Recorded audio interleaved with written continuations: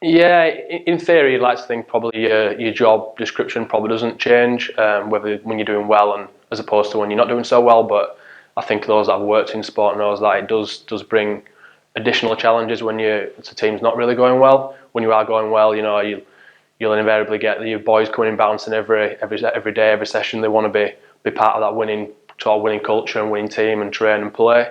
When things aren't going so well, there's reasons going beyond probably this interview to explain why things might not be going too well. But it does take probably an extra responsibility from yourself to manage players a little bit differently when things aren't going well. There's obviously other stresses that might be going on, particularly this season. We had quite a poor season, particularly based on the 2015 season. With that brings on additional stresses for players.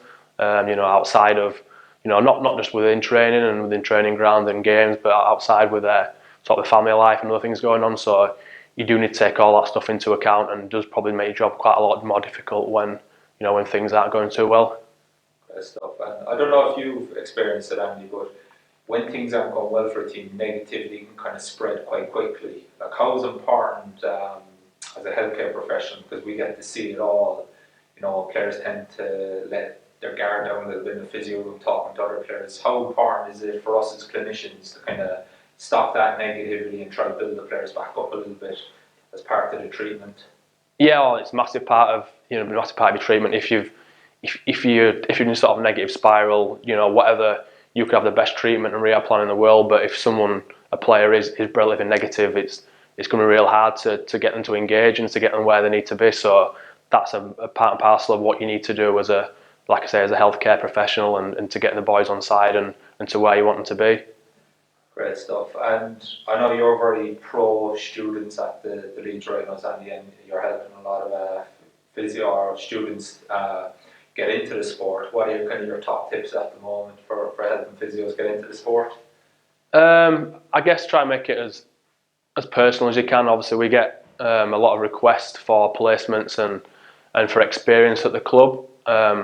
The ones that stand out, and the ones that are sometimes a little bit different in the way they're probably approaching how they get in contact with to start with, and having a bit of a knowledge about what sort of environment or role it's within. So to give an example, you can read through a lot of applications and you can tell that there's probably 2 or 3 words that they've changed and sent to X amount of hundreds of staff, where doing a little bit of background research on the club you're trying to get involved with goes a long way. Often people like to get a pat on the back as well. So if they've read some of your own material, for example, or they've read something that was interesting to them, to say that in a sort of application often goes a long way. Nice. And once a student comes in with you, Andy, what's kind of the difference between a standout student that you might be willing to offer an opportunity to, whether it's an academy role or whatever, versus a student that maybe didn't impress you so much?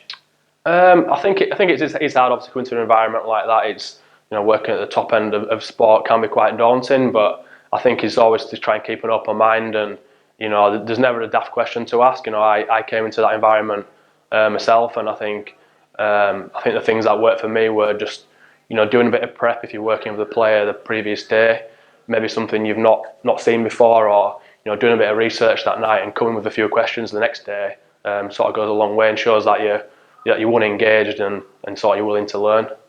Great stuff. And what about the personality side of it? Any kind of top tips on that?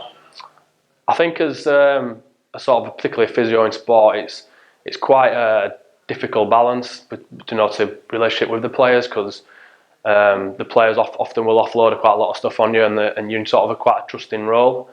But I think obviously you need to be pretty professional at times. Obviously the buck stops with you, and you need to, you can have banter with the boys and get players on side and have a laugh and a crack, but there's certain times where you need to sort of be pretty firm in what you're telling them, both the players and with other staff. So I think finding a balance between being the mate, being the friend, and being a professional as well is quite hard, but it's probably the thing you need to get right.